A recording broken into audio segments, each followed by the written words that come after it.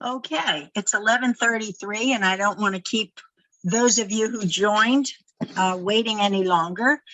Welcome. This is SCORE Bucks County's Tuesday webinar.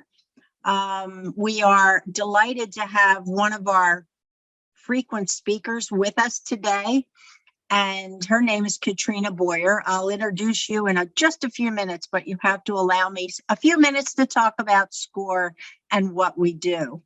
For those of you who don't know, SCORE is a national nonprofit organization.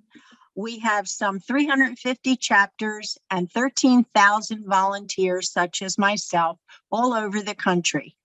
My name's Linda Zangrilli, and I'm the current chapter chair of the SCORE Bucks County chapter. SCORE Bucks County covers all of Bucks County as well as Eastern Montgomery County. We are a resource partner of the Small Business Administration, and we have a very, very simple mission, and that is to help start, grow, and foster small business, such as yourselves. We do that through free mentoring services. So if you're a small business owner, you're thinking about starting a business and you need some help, don't quite know which way to go or what the legalities are, please visit our website, buckscounty.score.org, and hit the big button that says, I need a mentor, and we will take it from there. Our educational piece is also free thanks to COVID.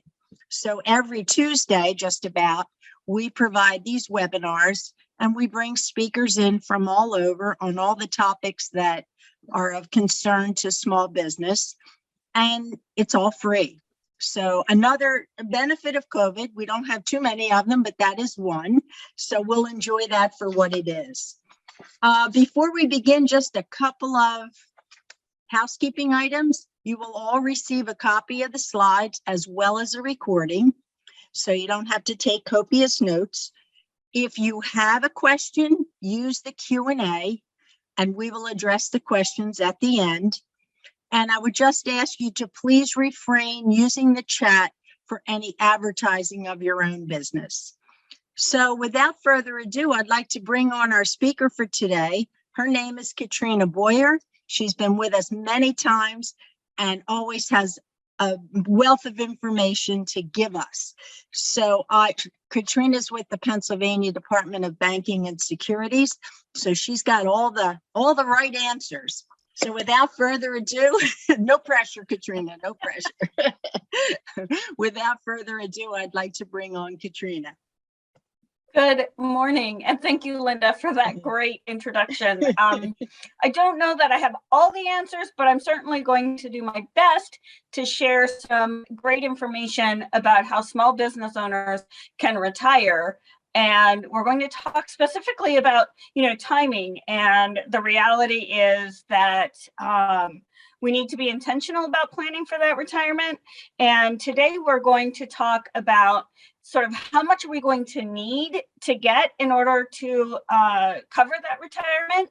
We're also going to talk about what that looks like for our golden years, because that's a big determination on what we will actually need. We're going to talk about opening retirement accounts so that we can start moving towards some of those goals that we may have for our retirement years or our golden years. And then we're going to talk about where we can go to get more information. The reality is, in the time frame that I have to speak with you today, I can cover just so much, but you could spend so much more time learning more and more about how to plan for your retirement. So this session is really intended to give you some of the basics and encourage you to learn more and do your own research. So I appreciate your time today. And sadly, the reality is that there really is no magic formula. It would be great if I could say to you, you need to plan to have X amount of money available to you for your retirement, or that you need a certain percentage of your regular income in your retirement. But the reality is that's simply not that easy, although many people would like to think that it is. because we first have to think about, how old am I going to be when I retire? My husband and I have recently decided that we would like to retire between the ages of 60 and no later than 65. But some people want to work full-time long into their golden years, and maybe they want to work until they are in their mid-70s. So it really depends on what your vision is for when you're retiring. In addition to that, we have to think about, what's the lifestyle that we want to continue to have? Do we want to continue status quo, or are we planning to travel? Are we planning to take up expensive hobbies? What kind of lifestyle are we going to lead? Then we have to think about whether or not we're going to continue to work part-time. I know one thing that I would like to do is, once I retire, I would like to be able to volunteer with some of my local nonprofit organizations. Now, that's still working, but I'm not going to be able to count on an income for that. So that's something that I have to think about. And then, sadly, another thing that we have to consider is, how long do we think we are going to need that income to survive on? So if I retire in my mid-60s and my family history shows that maybe I live to be much older, my family lives to be in their 90s, then I'm going to be looking at trying to support myself for maybe 30 plus years.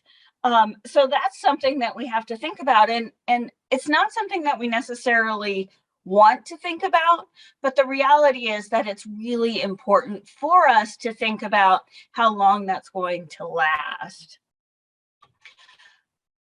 The reality is, you may want to travel the world. I'm a pretty young grandma, and one of the things that I've always looked forward to is being able to do the things that I've always wanted to do and enjoy that time with my grandchildren. So that's something that I think is going to be important to me. But I also may want to hone my skills in a new hobby. When I was much younger, I was a professional photographer, and that's something that I'd really like to pick up. So, we have to think about those types of things. And maybe we just want to be able to spend time with our family that's close to home, making memories that will last a lifetime for them. So it really is a wide range of things that we need to be thinking about when we start to think about how much money we're going to need in order to retire. So depending on all of those things that we just talked about, whether that is our,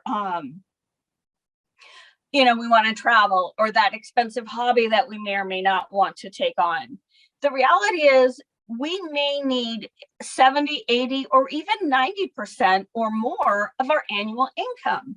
So that really is something that we have to be aware of as we start to think about planning for those years in our retirement. The really good news is that I don't have to have a big pile of money just sitting in a bucket somewhere. That's not what I need to have. What I need to know is that when it's time for me to retire, I'm going to know what kind of income I'm going to be able to count on for my long-term goals. So I can count on my pension. I can count on money that I may have deposited into different types of IRA accounts. And I can think about those balances and how much I can plan to take from those accounts on a regular basis, so that I know what kind of income I'm going to have on a monthly basis. That becomes really important. So good news, we don't have to have that money sitting in a bucket somewhere. We just need to know where it's going to come from and how I can count on it to be a regular payment. So the first thing that we have to think about is that income. Are we going to have we paid into Social Security? Social Security is a great form of continuing understanding what kind of income we're going to have on a regular basis. Maybe you've deposited money into a retirement savings account, or an individual retirement account, or perhaps you even are lucky enough to have a defined pension. Knowing what income you have coming in goes a really long way in helping you to understand the lifestyle that you can have as you go into that retirement. But not all of us have paid into Social Security, particularly if we own a small business. But the good news is that you can begin to start paying into Social Security because it's never too late to start.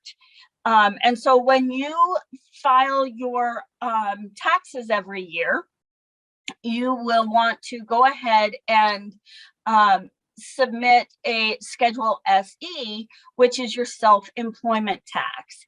That's going to help you to ensure that you are paying into Social Security the way that you need to.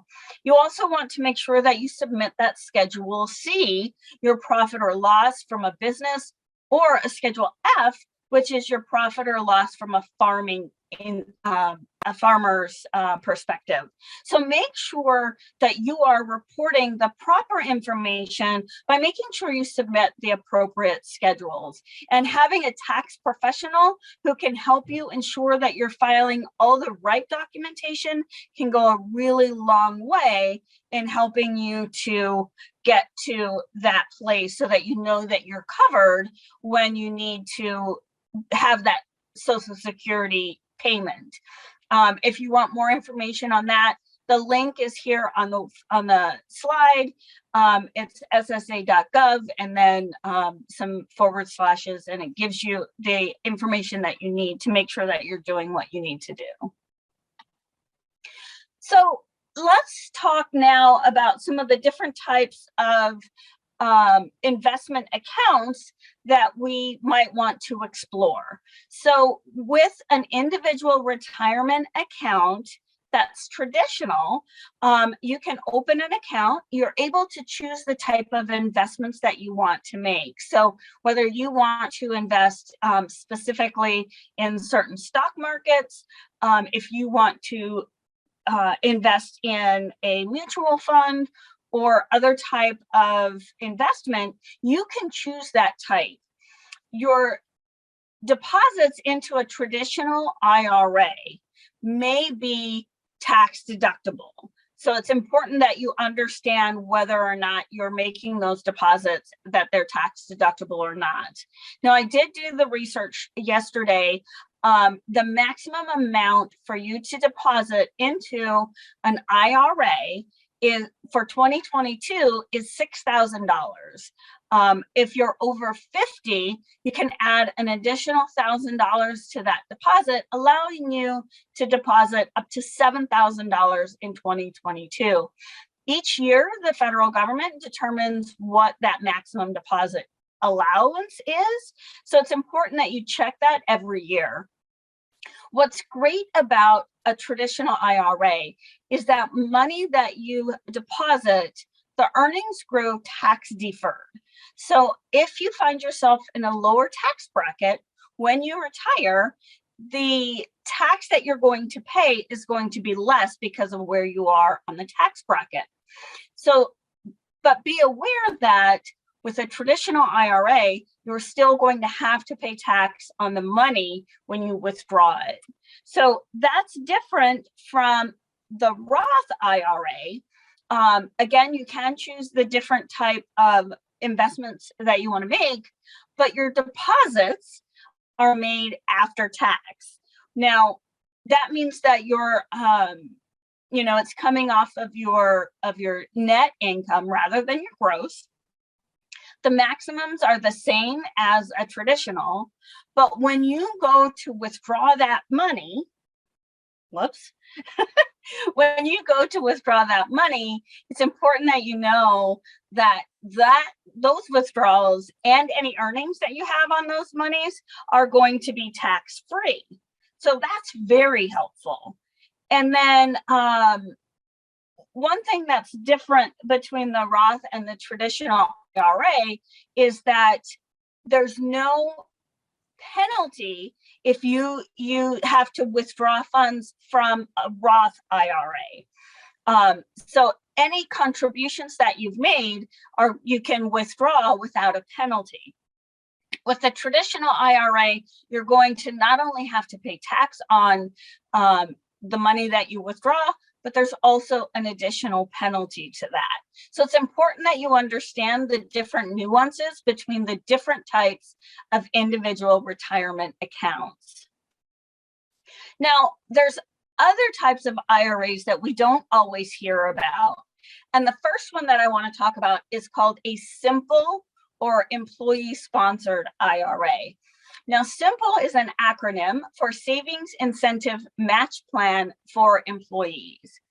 What that means is that your employer, if you're a small business owner, you would make those contributions by either offering up to a 3% match, or you can do a 2% if your employee does not contribute themselves. Now, with the Simple IRA, you are permitted to contribute up to $13,500 a year with a $3,000 catch-up if you're over 50 years old. And then the employer's contribution to those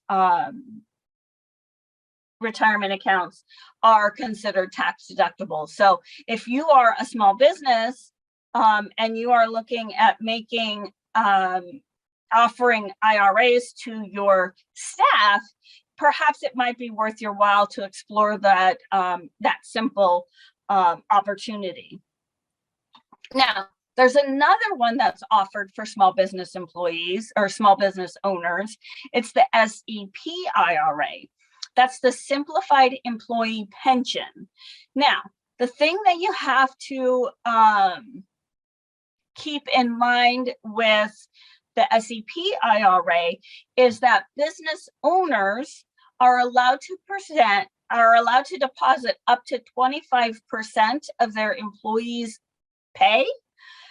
However, business owners have to deposit the same percentage of income for themselves as they do for their employees. So as a business owner, if you're going to contribute 25% of your salary, you also have to deposit 25% of your employees' salary into that simplified employee pension. So that's a big difference that we need to be aware of. The employer is the one who's making those contributions, not the employee. And again, it's 25% of your employee's pay, up to $58,000 a year. So again, if you're considering this type of payment, this type of retirement account, make sure that you understand what that looks like and make sure that you talk with your tax preparer or your accountant. So there's another type of IRA that is offered again for small business owners. It provides for a low-cost option that is simple for employees to make their contributions. So as the employer, you would facilitate those automatic deductions. The contributions are the limits are the same, $6,000 per calendar year, or $7,000, that extra $1,000 if you're over 50. But basically, as a small business owner who has employees, you're just simply being the middleman, allowing the employee to make those deposits into their retirement accounts. And it's a much lower cost opportunity, and there are no filing requirements for the small business owner. So that's something that can be very helpful when you're looking at making retirement accounts available to your staff. So the last type of IRA that I want to talk about are spousal IRAs. Basically, it's a traditional or a Roth, but it allows for a married couple, when one spouse is not working, to allow for that spouse's retirement planning. So basically, if you're married and one spouse works and the other does not, It allows the one who does not work to have the same amounts deposited. Again, it's $6,000 for 2022 with another $1,000 if your spouse is over 50. The identical benefits are the same as other IRAs, but again, it allows that extra income to be deposited into a retirement account. So the reality is that, you know, as we start to age, it's important that we do the best that we can to start for those planning, for those retirement accounts. I think it's fantastic that each of the accounts that I mentioned today allow for some form of catching up. If you're much anything like me, you maybe didn't start thinking about your retirement until you were a little older, so you're starting a little later. Having that opportunity to pay some of that catch up, that $1,000 a year, can be very helpful in helping us to get to that place that we're more comfortable planning for our retirement. Now, one thing that I want to make sure that I mention is that it can be very tempting to use our retirement accounts to pay for emergencies. The problem with that is if you withdraw large sums of money, number one, you may be facing penalties, particularly with that traditional IRA that we talked about. But the other part of that is if you borrow from your retirement accounts and you don't have the opportunity to repay it, you need to be aware that you may be taking away from the lifestyle that you've envisioned for yourself in your long-term retirement goals. So make sure that you understand any fees or penalties and keep emergencies keep your retirement accounts as a very, very last resort for covering some of those emergencies. So the other thing that we have to stop to think about is what are the expenses that we're going to be looking at? We need to understand when we're starting to plan for our retirement, is my home going to be paid off? What are my healthcare expenses going to be? As I've gotten older, one of the things that I've realized is that healthcare expenses in our retirement can be incredibly high. When a family member of mine decided to retire before his wife was eligible for Medicare, he found that his insurance payments were equal to what some of us would consider a normal mortgage payment. It was something like $1,400 a month that he had to pay for healthcare. So that's a huge chunk of a budget when you think about that long-term goal. So make sure that you're thinking as far as what your expenses are going to be when you start to think about how much you're going to need for that retirement. Another thing that we have to think about is you need to be aware that if you're planning to travel or take up some of those more expensive hobbies, we have to calculate that into our annual expenses and what we're planning for our financial futures and our retirement. I've always dreamed of being able to travel abroad and take pictures of all my experiences, but that certainly adds to what I'm going to need to anticipate when I am thinking about my monthly income in my retirement. So if we go back to how much we're going to need, that age-old question that I get from people on a regular basis is, how much am I going to need in my retirement? So, you know, maybe if you have little or no debt, you are going to have healthcare coverage that's going to be reasonably priced.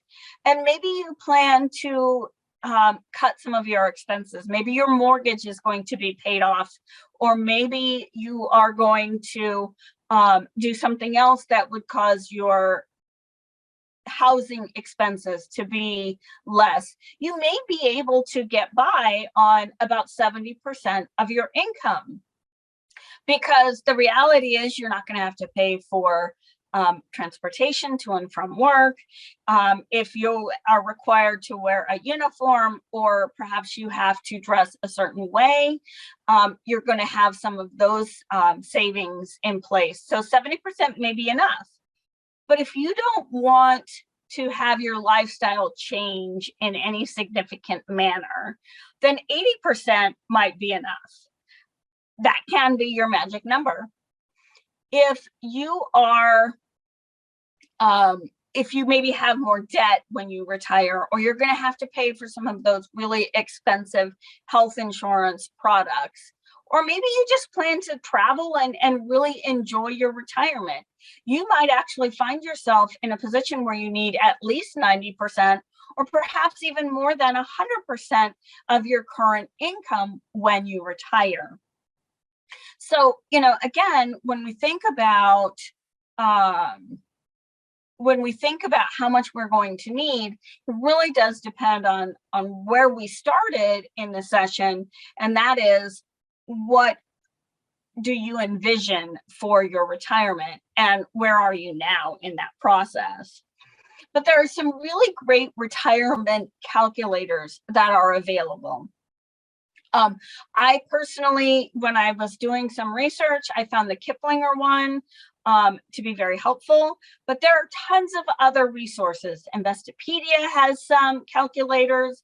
If you have an accountant, or you have someone who helps you with your investments, their firm may have a very useful online calculator.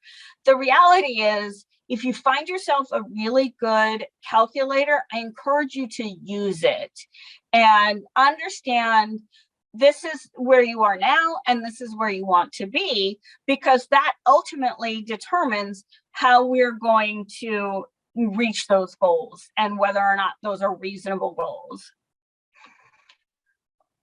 So what's really cool is you can hire a professional. Once you understand what your goals are, a professional can really help you understand where you are and how you can reach those goals. So considering hiring a professional can be very helpful. But we have to understand what we're looking for when we start to think about hiring that professional. So one of the first things that we have to do is we have to consider what our needs are. So I always encourage people, if they're considering hiring a professional, write down a list of what you're looking for. You have to think about how old you are, and what are your current financial circumstances. Have you been a saver all your life, and maybe you have significant savings and you're ready to take that next step? Think about what your goals are compared to where you are. And then we also want to think about how much knowledge we have and how involved we want to be once we start that relationship. That can really determine what's good for us and what the type of professional that we want to hire. And then the last thing we really want to think about, and this may be the most important, is whether or not your professional is going to be a fiduciary. A fiduciary means that that person that you're hiring has to do what is in your best interest. Someone who's not a fiduciary may be able to suggest that you do an investment that would be suitable for you, but perhaps there would be another investment opportunity that would be more in your financial best interest. And we're going to talk more about that in just a second. So the types of investment professionals that we're going to talk about are investment advisors and a broker dealer or a broker. So an investment advisor is a person or company who's going to look at your big picture. They're going to take into consideration what your goals are, and they're going to give you investment advice. They're going to help you know that you're here and you want to be here. They may or may not actually manage your financial assets. So they may be able to invest on your behalf, but what's really great to understand is that investment advisor has that fiduciary duty. They have to do what is in your best interest. A broker dealer is someone who it's a company or a person who buys and sells investments on your behalf, or they buy and sell investments based on what you tell them you want to do. So if you're the type of person who wants to decide, you want to do the research and you want to decide whether you want to invest in mutual fund A or B, or you want to invest in these 4 stocks, or maybe you want to invest in these other ones. The broker dealer is sort of that middle person who can connect you to the investments that you want. If they are suggesting specific products to you, they have an obligation to ensure that the investment they're suggesting is suitable. That's the difference between the investment advisor and the broker dealer. An investment advisor has the requirement to do what's in your best interest. A broker dealer, on the other hand, is required to offer you options that are suitable. But what's really great is they're required by law to tell you about their suitability, if they are a fiduciary or they can simply offer suitable investment options. Now, the thing you have to keep in mind is that sometimes our investment professionals can have both designations, and so it's important to understand that. So as you're starting to think about the type of professional that you want to hire, step 1 that we want to do is we want to make sure that we're shopping smart. Let's first start with people that we know and trust to get information about the people that they use. So asking our friends and relatives or people who have some of the same interests that we do and that we trust, we can ask them, hey, I'm looking at hiring an investment professional. Who are you using? And have you been with them for a long time? And another question we can always ask is, if you've been with them for a long time, has there ever been a situation that caused you to be concerned about your investments? That can go a really long way in helping us to narrow down the playing field. The reality is that in Pennsylvania alone, we have more than 200,000 registered investment professionals. So the playing field is huge. Being able to narrow it down can be very helpful.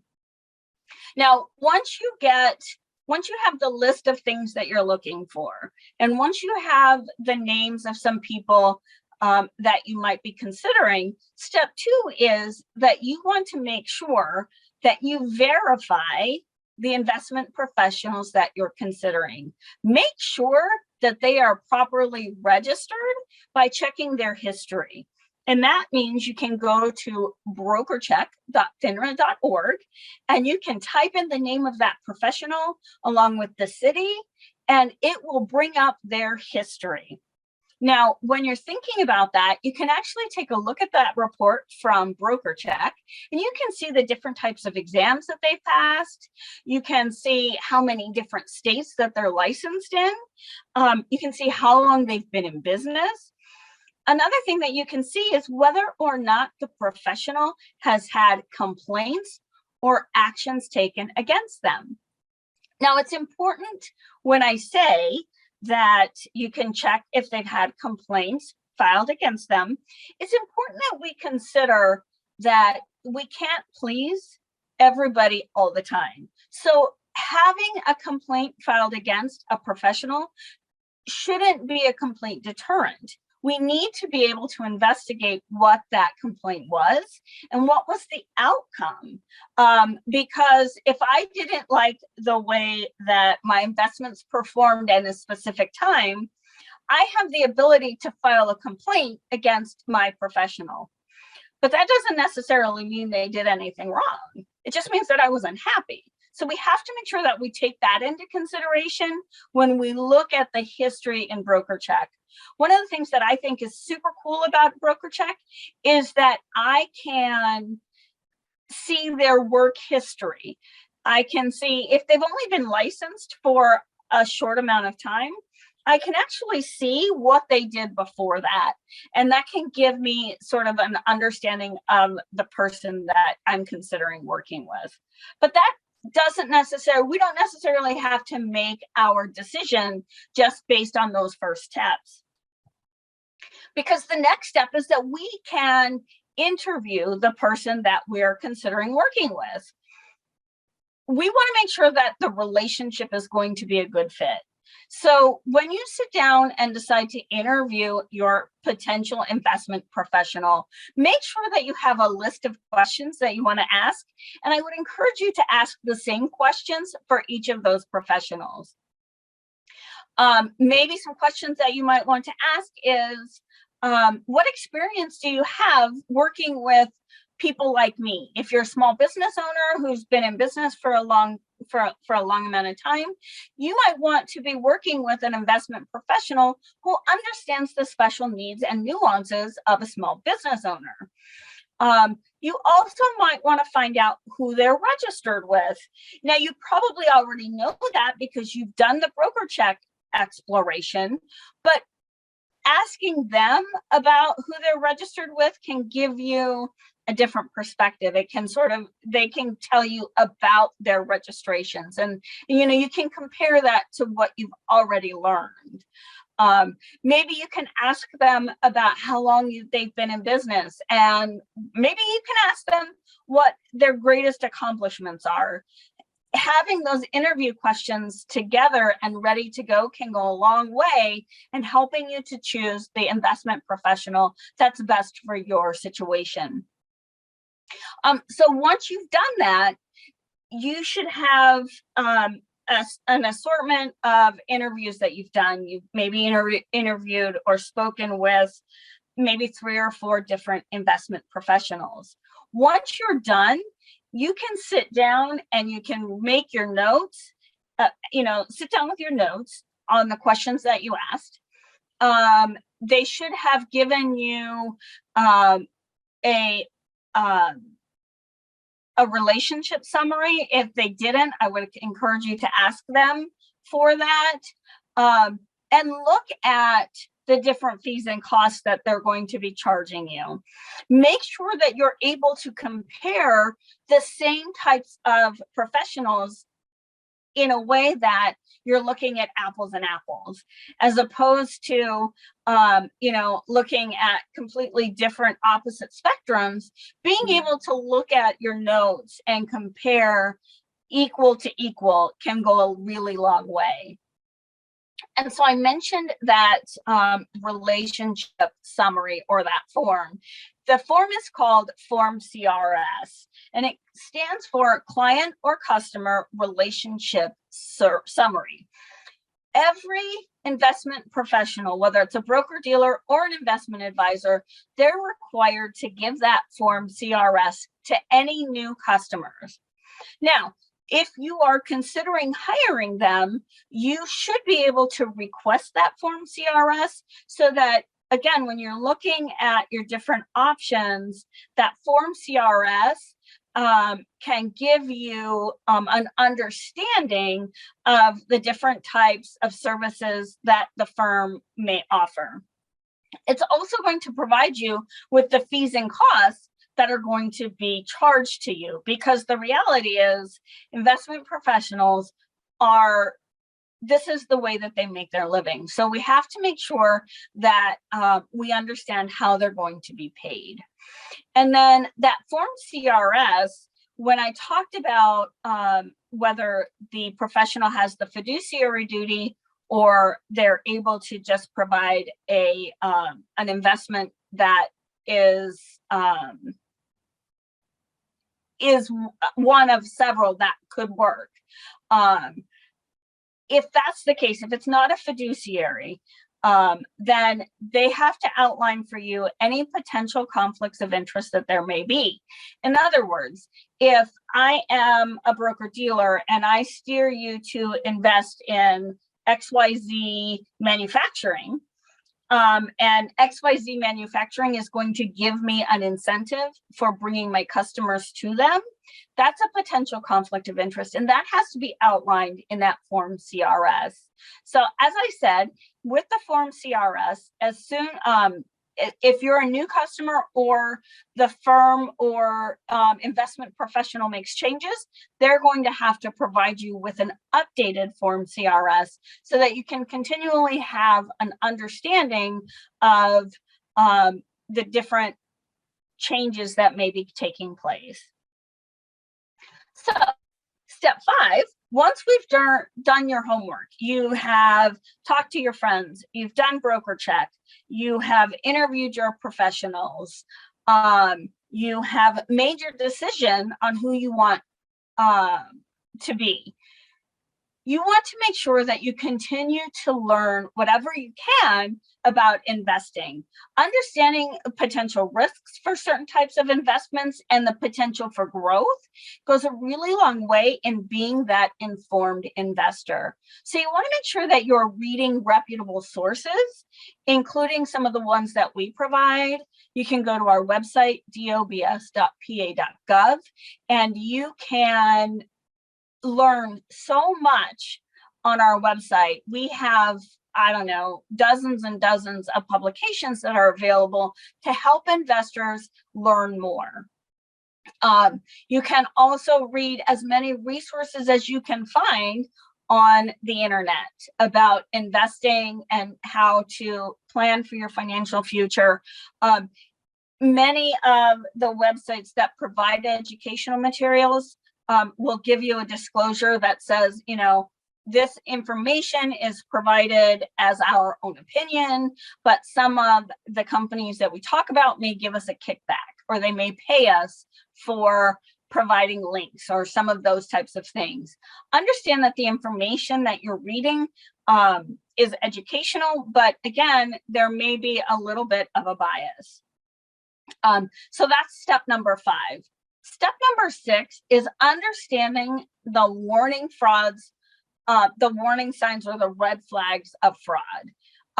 Because even the most, even if we do our homework, we may find ourselves in a situation where we are presented with a potential for an investment that maybe sounds too good to be true. If someone tells you, look, I have this investment opportunity that is guaranteed to give you, say, 15 or 25% average rates of return, guaranteed that you won't lose any money. That's a huge red flag. And so we need to understand those warning signs. If someone is pressuring us to send money immediately, or sometimes professionals that we maybe have had a relationship for a long period of time, sometimes they get a little sidetracked, and maybe that person asks you to allow them to have more to do with your life than simply monitoring your investments. They may ask you to become the executor of your estate. Or something along those lines. That should be a really big red flag. So we need to continue learning throughout this process. Once we've hired that professional, we need to make sure that we stay continuing to learn so that we can learn those red flags and we're aware of what's happening. Some of the most well-known scam artists, like Bernie Madoff, were at one point legitimate licensees. And sometimes they just get into, they get in over their heads and they become criminals. So it's important that we're always doing our homework and always being aware of potentials for frauds and scams. So at the end of the day, the reality is that none of us like to read the small print. We don't want to read it for our banking relationships. We don't want to read them for our, any contracts that we get into, but as professionals, as business owners, you know the importance of the small print. So it's important that you read that information. That's where you're going to learn all the details about account fees, costs. Are you going to be penalized if you don't maintain a relationship with the company for a certain amount of time? All of the terms and conditions are going to be outlined in those disclosures. So make sure that you read them, and don't be afraid to ask questions if you don't understand what you're reading. That is so vitally important. Often when we get consumer complaints about different types of things that we regulate, one of the things that we find is that our consumers didn't necessarily read those disclosures, and the terms were outlined there. So it's important that we understand those things that we're given. So as we start to move towards wrapping up our session for today, we also want to make sure that we review all the statements and any other correspondence that we get from our professional. Statements are critical because if something doesn't seem right, we only have a certain amount of time to report something that we're not certain about, and to ask those questions. So make sure that you're doing that. And then if there's something that doesn't seem right or doesn't make sense, ask questions of your professional. And if you're not satisfied with the response that you get from the professional or their firm, you can always call a regulator. My office, the Pennsylvania Department of Banking and Securities, is the state level securities regulator for Pennsylvania. You can also contact FINRA. You can contact the Securities and Exchange Commission. All of those organizations are regulators at some level. And so making sure that you are reporting your questions and concerns to your regulator is really important. And I'm going to provide you with our contact information at the end of today's presentation, but understand that my office is the state level regulator for investment professionals and the firms. So make sure that you understand that. The other thing that you need to do as you're considering, as you're working towards planning for your retirement, is talking to your tax professional about the specific tax considerations that you need to be aware of as you start to plan for your retirement. Your tax professional, your accountant, those are the ones who are going to be able to offer you the specific information about your specific case. As a state regulator, my job is to provide sort of a larger understanding of what that looks like, and provide you with the resources that you need. Your tax professional or your accountant can provide you with the more specific details to your situation. I don't know where you are financially. I don't know what your current circumstances are. My job is to provide that sort of overarching umbrella and give you the tools and resources that you need to make the decisions that are right for you. So I always like to provide different resources. As I said, my office, the Department of Banking and Securities, has oodles of information available on our website. You can go to www.dobs.pa.gov. If you click on our consumer page, you can actually go to our publications list and you can read all of the non-commercial investor education and consumer protection resources that we offer. You can also go to our social media platforms. Our YouTube channel has several dozen recordings of different presentations that we offer. We did a series called Midweek Money Matters for a year when the pandemic first hit. So there are all of those recordings are available. We talk specifically about different types of investments. We talk about budgeting, we talk about investing, we talk about frauds and scams, lots of really great resources that you can check out from that, from YouTube, on our YouTube channel. There are some federal regulators and some other organizations that I find to be very helpful. The organization called NASA, the North American Securities Administrators Association, is an association of regulators all over North America. If you go to nasa.org/investor-education, there are lots of great podcasts and other resources that are available. You can also go to the Securities and Exchange Commission, who is responsible at the federal level for the securities industry. They actually have a website that's dedicated to consumer education. That website is www.investor.gov. And then the other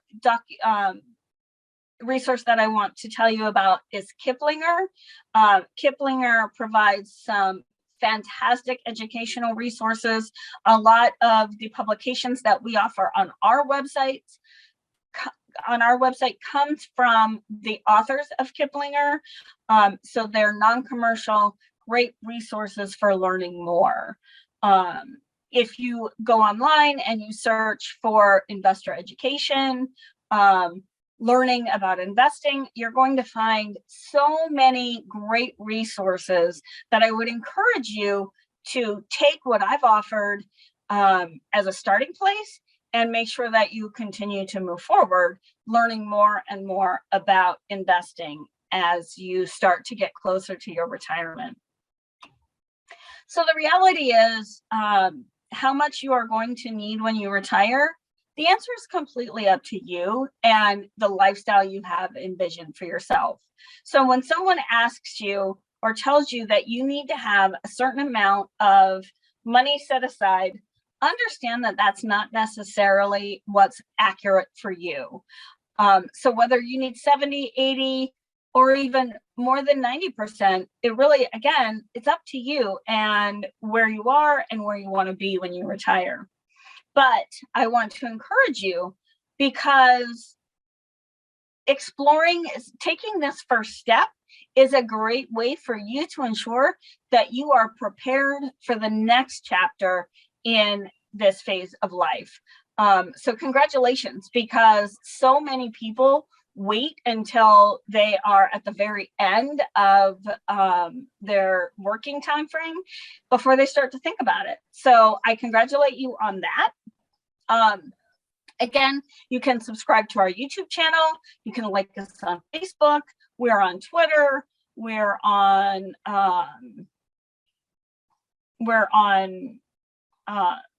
several other social media platforms, and I'm completely drawing a blank. So know that if you go to our website, you can see all of our social media platforms, but I would encourage you to subscribe to our YouTube channel. We also have a calendar on our website that tells you exactly where you can go for some of our other upcoming events. We have our public calendar, and we're starting to do more and more in-person events. So make sure that you check that out. As we get really close to wrapping up, I do want to tell you about our Consumer Services Office. We have a staff available during regular business hours to answer your questions, whether it's about investing, whether it's about a fraud or scam, whether you have a question about the way your financial institution is handling your accounts. We regulate the mortgage industry, check cashers, pawn shops, car dealerships. We have 200 or so banks and credit unions that are under our jurisdiction.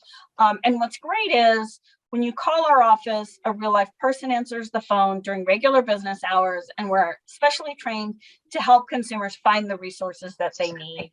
All of our services are free, so you can give us a call and learn more. I do want to thank you for your time today. My name is Katrina Boyer. I'm the Investor Education Coordinator for the Department of Banking and Securities. Here is my email address and telephone number. And we are going to wrap it up with that. Linda, if we want to go ahead and ask those questions. Yes, absolutely. Thank you so much. What a wealth of information you've provided for us. It's a scary topic. And the question is, how much money do I need? I know everybody talks about it. So you've really cleared up a lot of those questions in our mind. All right. So we do have some. Can you speak a little bit about TO retirement options? TO retirement options. Let me just take a look. Is that in the Q&A? It's in the chat. Okay. Perfect. Let me just take a look. KEOGH, not KOEGH. Oh, okay. I actually I'm not familiar with that. I'm happy to do some research and see what I can find out. But I apologize that I just am not familiar with that. Okay. We can send it out after the fact.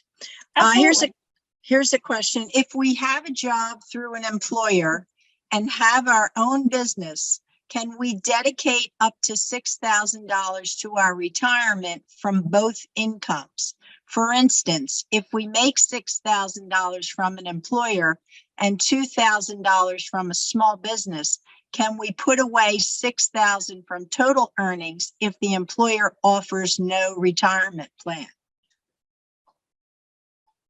So if I'm reading this correctly, you're looking to find out if you can do $6,000 and the $2,000 from your small business. I would encourage you to ask your tax professional or your accountant, because that question comes up a lot, and I actually have found different answers. So it's important that we get the information straight from the person who knows, and that would be, again, that accountant or your tax professional. Okay. This is the $64,000 question, in my opinion. Is Social Security something we can count on? Go on now, look into your crystal ball and tell us. Let me use, I prefer to use the magic 8-ball that I shake okay. And it tells me. Yeah.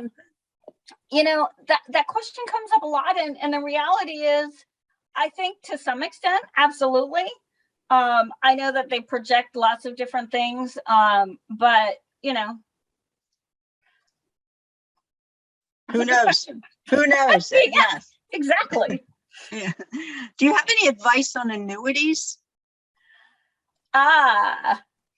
So annuities. That's a really great question. Annuities are actually typically an insurance product. Mm-hmm. So the underlying money for that insurance product may be it may be tied to investments, but it actually comes under the Pennsylvania Insurance Department's jurisdiction. When I have done my research about annuities, the reality is that we have to understand what we're getting into.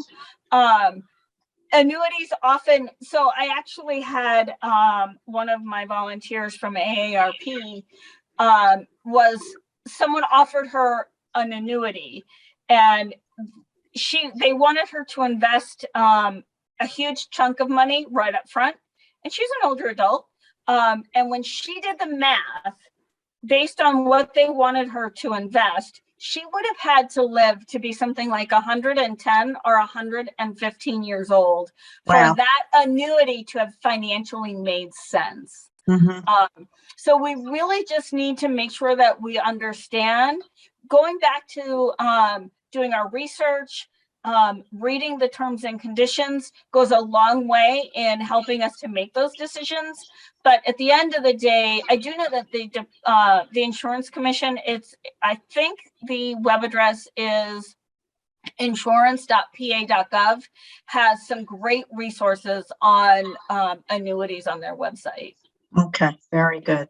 Well, I think we've come to the end of our questions. I'd like to remind everyone who's on the call, you will get a copy of the recording. You will get a copy of the slides. So if you've missed any of the references that Katrina provided, you will be able to see them.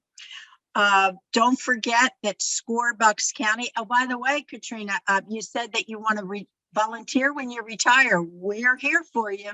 That would be amazing. I would love that. But I live in Perry County. So anyone else? Well, wherever. SCORE's national here in Bucks County. We have about 70 people coming from all walks of life with every type of background you can imagine. So wherever, we're one SCORE. So we welcome you, as well as anybody on the call who wants to donate their time and expertise to our clients.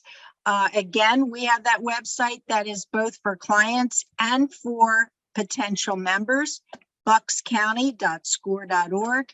And you can ask to become a member or ask to have a mentor assigned to you, and we'll take it from there. So once again, Katrina, thank you so much. What a wonderful presentation, and something that we all need to think about, although nobody wants to think about retirement or getting old. So it's something we push off, I know, but I think your message came loud and clear. It's necessary to do a planning and research, and you should be fine, and seek out the professionals that you need. So thank you once again. I know that we'll see you at a future event. And to all of you who need more information, not just on this topic, but on others, we have another event coming up next Tuesday, and it's the IRS this time. What you need to know as a small business. I think that's a very, very important seminar to attend as well. So once again, thank you all. Thank you, Katrina, and we'll see you next time. Bye. Bye-bye.